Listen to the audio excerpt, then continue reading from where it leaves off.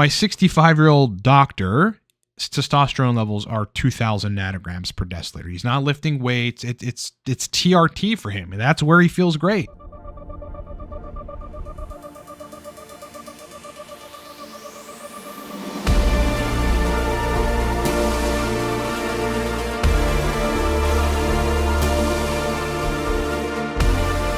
What's up, everybody? It's your boy Ryan, and this is the Thunder Channel on nootropics, on TRT, on biohacking, and on male performance. Please subscribe to the channel if you're into that stuff, because hey, bro, I know you're going to love the content, so just hit the sub button now. And I got a UFC fighter who just won the BMF title last night. He would really appreciate it, bro, if you would hit that like button.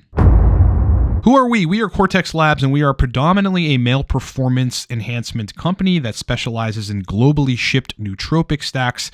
The most popular of them is a Torque stack. You can get that down in the description below. 6 to 8 hours of clean, stimulant energy. You can hire me for consulting at livecortex.com on all of my specialties, which you can see here and on the consultations page. You can also get some pretty nifty and very informationally dense nootropics courses and guides at livecortex.com. All our stuff is down in the description of this video.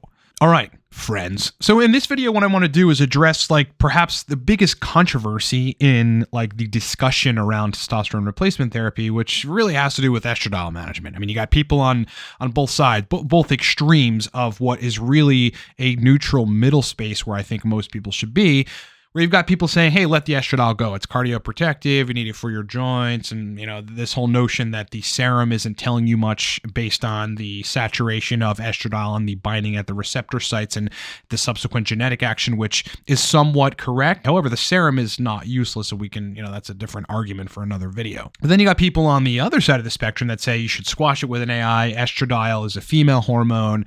You don't need it at high levels, and you shouldn't have it at high levels because there's all these problems, etc. So we'll get back to estradiol in a second. In this video, what I was trying to say is that nowhere except for Reddit, and the online discussion around TRT, does anyone think that 200 milligrams a week of testosterone is not a TRT dose. That's a TRT dose. In fact, that's one of the most standard prescribed doses for a good reason. You want to give therapeutic benefit. If the numbers go too far, too high, there's side effects. Obviously, you have to manage the estradiol first, but if it's high load of androgens, okay, then take the dose down. But you want to start in getting people in the therapeutic range, not only numbers-wise, which is above 800 nanograms per deciliter, but also you want to alleviate symptoms, right? You somewhat want to treat, your symptoms and not necessarily or exclusively labs, although both is really where you want to be. And where I was saying in this video is a lot of folks have a difficult time tolerating 210 milligrams of testosterone a week, and that's predominantly because of the estrogen control, right? It's just not being employed at the level where it needs to, where you got your estradiol between, 20 and 35 picograms per milliliter. Call it 45. I'm perfectly willing to admit that some guys feel okay and maybe even optimal in that 45 picograms per milliliter kind of level of estradiol. But I've discussed this before. You go above that, you get penile VEGF increases. You should research VEGF and understand what it's doing to the vasculature of the penis in this context.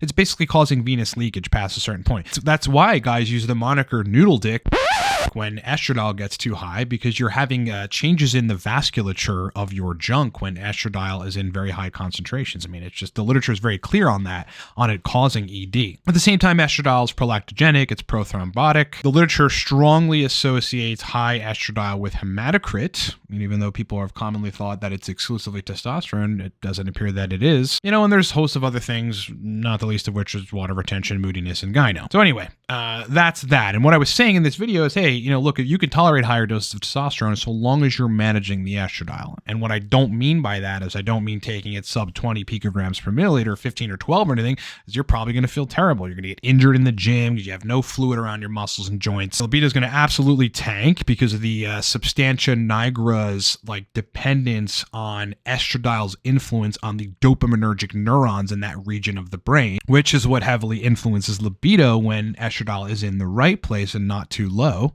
I think I'm going to go down to this comment here on that video, which goes, Danny Bossa and his entire Facebook group says otherwise. What would your argument be against him if you have heard of him and his claims? Yeah, of course I've heard of Danny Bossa, right? I think anyone that's doing any degree of reading about testosterone replacement therapy and people's experiences on the web have come across them, their YouTube channel and know about their Facebook group. So this is obviously somebody who's a bit naive as to like what's going on here. You know, Danny Bossa is a guy that was part of the TRT and hormone optimization YouTube channel, which doesn't post content anymore.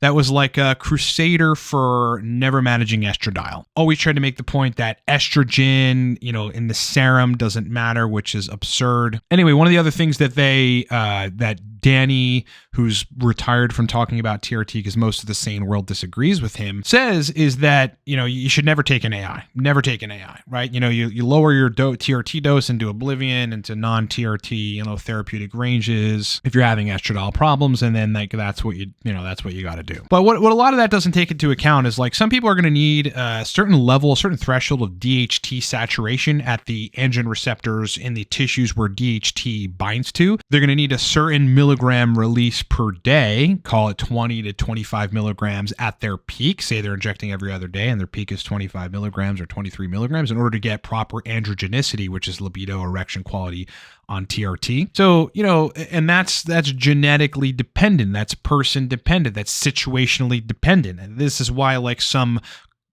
protocol that one size fits all protocol is absurd and would never apply to, like, you can't just give general advice on TRT. You can be somewhat general, but, you know, everything's person specific. Danny and his people and his group of cultist weirdos on Facebook that ban people that oppose their views at all, which should be a predominant red flag. You know, they contend you should never take an AI, you should never manage the estradiol, you know, and that's basically like their whole contention, which is ridiculous, right? I mean, plenty of people have taken their advice and ended up with sky high blood pressure. I mean, you're at the risk of stroking out when your blood pressure gets past a certain point. I mean, there's just no question about that. So it's actually a very simple argument. Like, you don't let the estradiol get past a certain range where you don't feel good, and or where biomarkers, blood markers, or, you know, physiological measurements, things like blood pressure, are out of whack. Now, I want to be clear about my position on estradiol and TRT. Like, you need some of it. In fact, the substantia nigra, as dopaminergic neurons in the brain, are highly dependent on estradiol. And that is pretty facilitative of the libido aspect of being on TRT and of male sexual function.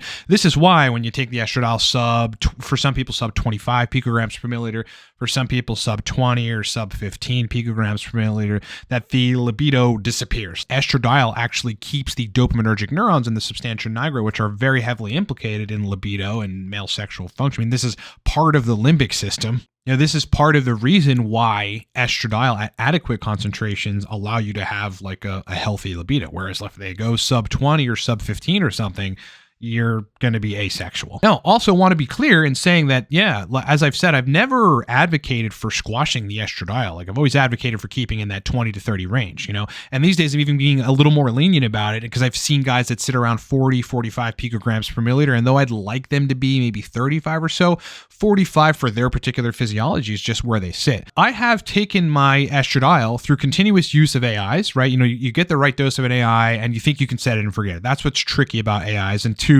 Danny's credit and their whole group's credit, they've highlighted the harms of aromatase inhibition, because there are some past a certain point. It isn't the drugs themselves, it's just sitting around with like sub 15 picograms per milliliter estradiol, or even sub 20 for some people. You know, and AIs are very tricky. You think you have a set it and forget it dose, and then something changes, or you have this accumulation of anastrozole, as, you know, one example drug in your system. Like, you reach steady state of anastrozole, and there is such a thing after a certain amount of days, where then the estradiol just goes way lower than you expected. You're not using HCG, so you don't have intratesticular aromatase that is somewhat resistant to AIs, because that's a thing. And then you end up crashing the estradiol, and that feels like shit. You know, you're gonna get injured at the gym because you don't have all that fluid around your muscles. You need the estradiol around the bones, joints, and muscles for them to have endurance, in addition to the androgens as well. But you need the estrogen. Estrogen is kind of protective of all that stuff. So, you know, you go too low, you're gonna be asexual.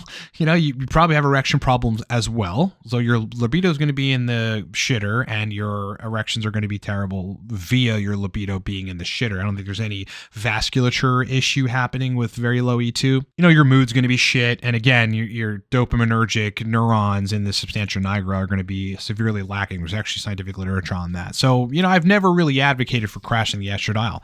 I advocate keeping the estradiol in a healthy range. Call it 20 to 40 if you want to, but not 85. I go, the Facebook group is a bunch of parroting cultists that praise estradiol and ban people of opposing viewpoints. It's somewhat amusing to even have this comment put out there, but perhaps you don't know better. All good. I've been over the literature on venous leakage induced by high estradiol via large concentrations of penile VEGF, its prolactogenic nature, its prothrombotic nature, and how the literature strongly associates persistently high E2 with higher hematocrit. That's something you guys maybe want to look into. All that said, and as I said in this video, I don't believe in squashing the estradiol either. The substantia nigera's dopaminergic neurons depend on estradiol in males. This is one of the major reasons having adequate, but not super elevated or crash estradiol is important for male libido. There's nothing controversial about keeping E2 in a healthy range. There is, however, extremism, dogmatism, and scientifically invalid arguments that contend E2 should not be managed at all, which is patently absurd to the point where, again, it is amusing. Hope that helps. But for some people, 250 milligrams a week is going to be what they need to reach both like high levels of testosterone, but also symptom resolution. That's TRT for them, guys. You're going to have guys on 250 that, their total test is 1250. That's TRT, guys. I've been on varying doses of testosterone to see what works well and some for anabolism, and I went on cream for some time. And I operate, I've got two different protocols. I operate really well at 182 milligrams a week, and I also operate really well at 210 milligrams a week. Obviously, on the 210 milligram a week, I got to control the estradiol better to keep it in that range where I feel healthy, everything's good, biomarkers look good, libido's good, erections are good, and all that stuff. But my 210 milligram dose a week only takes me like 1250. I mean, it's just below 1250. That's TRT, my friends.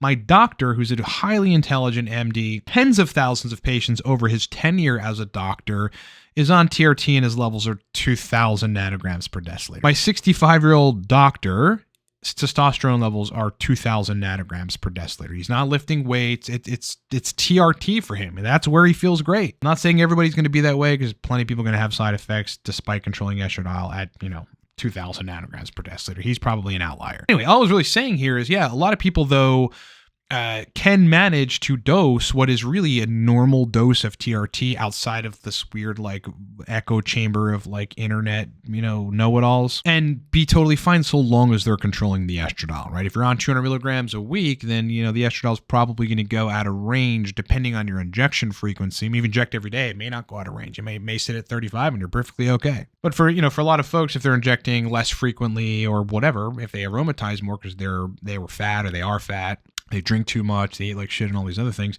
then estradiol is going to get way out of range, and then they're going to have to manage it. But even guys that are healthy and don't have insulin resistance or, malfunctioning livers, their estradiol, just for whatever genetic reason or other reasons, is going to go out of range on 200 milligrams a week, and they're going to have to low dose an AI to keep it in that range. Again, I've never advocated for squashing the estradiol. I mean, that's ridiculous. I've many times cited the literature that below 20 picograms per milliliter, you got a higher incidence of, cardiovascular events when you've got heart problems. And then above 30, the same thing, but to a somewhat lesser extent. Know personally from being on TRT that when I take the estradiol sub 15, sometimes sub 20, it's in that weird kind of 5 picograms per milliliter range. Then I lose libido. I lose interest in things. I kind of lose motivation. I generally just don't feel well. I'm more sore from workouts. I don't like low estradiol. Fuck that, dude. It's not a good place to be. I operate well between 20 and 35, call it picograms per milliliter. That's just where I operate well, and everything works. All my biomarkers look good and I feel good. Anyway, I'm rambling. I just want to make that clear. Yeah, Danny Bossa is irrelevant at this point. I mean, he's gotten guys into trouble. There's actually a comment down here that goes, Danny Bossa is the guy that got people. Danny Bossa gaslit thousands of men into feeling like shit for no reason. There's nobody saying that about me out here. There's nobody saying that about anyone that wants to be measured about this, operate from the literature, and be reasonable. Now, with all that said, I want to say, you got to be careful with estrogen management, because a lot of guys want to set it and forget it, right? They want to have a 0.125 or a 0.25 or 0.75 or 1 milligram anastrozole dose that they take once or twice a week and set it and forget it. However, taking anastrozole on a schedule works up to a certain point. If you don't have intratesticular aromatase expression that is resistant to AIs, which you would induce by HCG, then there's there's a certain point where, consistent use of AI is just going to take the estradiol too low. So like, even in the literature, they're suggested to take a drug holiday because of some of the bone mineral density negatives that can happen on really ultra high doses. And that's predominantly in postmenopausal women. But, it's still, to be on the safe side as a guy, you don't want to consistently take it unless, of course, you're checking your labs and you're staying in that 20 to 30 range or 20 to 40 range and you feel good in that range and your labs look fine and you don't have any side effects and you feel good, then that's fine. But I mean, from my perspective, there's no controversy here at all. Like keeping estradiol in range or maybe slightly above the reference range, there's nothing controversial about that. In fact, all the literature aligns with that. It is the most reasonable strategy that you can employ on TRT.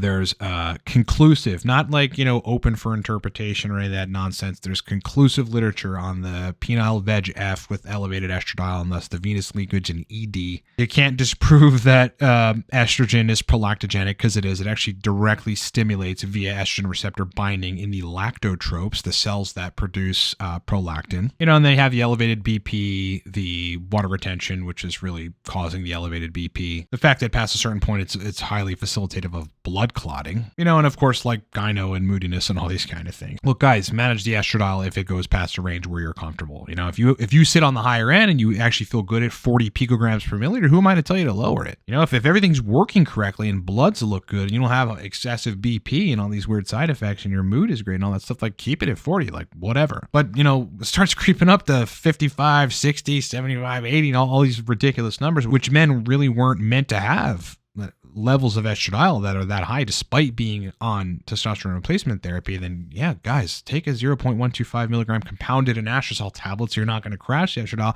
You're going to take it much more in a favorable range, and I guarantee you whatever issues you're probably having at that level that you may be noticing or attributing to other things because you're dogmatic about estradiol and you think it should be high because you've been listening to cultists like Bossa and his crew, you get down back within like a more reasonable range, you're going to feel a lot better. All right, everybody, as I said, if you want to support us but also want access to high-level nootropic stacks and high-level male performance products, that is predominantly what we do as a company. I made a couple stacks. One is out of stock and be back in stock in just about 4 weeks, but the most prominently purchased nootropic stack that we have is the Torque stack, my brainchild. It's always around me. It is one of the best stacks to have at your desk. Clean, stimulant energy, engineered for 6 to 8 hours of brain performance. Go get Torque, description of this video, or at livecortex.com. You are going to love the stack. I am a coach and a consultant on a lot of things, predominantly nootropics and brain performance, but also TRT protocol optimization. So look, go hire me, livecortex.com. I got a bunch of different options ranging from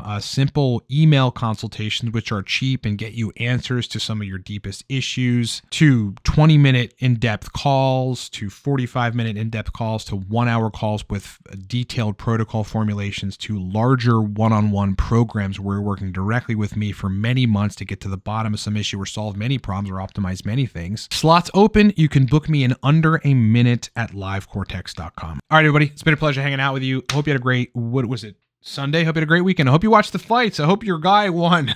Or did any girls fight? I think some girls fought in the prelims. I wanted Justin Gaethje to win the fight. I'm happy that he did. I wanted, Poton to win the fight. I'm happy that he did. And now we got a new BMF, and now we got the title fight coming up between Islam and Oliveira for the lightweight title, and I'm excited about that. Anyway, I can ramble on about UFC forever. Thanks for watching. Subscribe to the channel if you haven't. Hit the like button. I'd really appreciate it. It makes a big difference, and I will talk to you guys on the next one.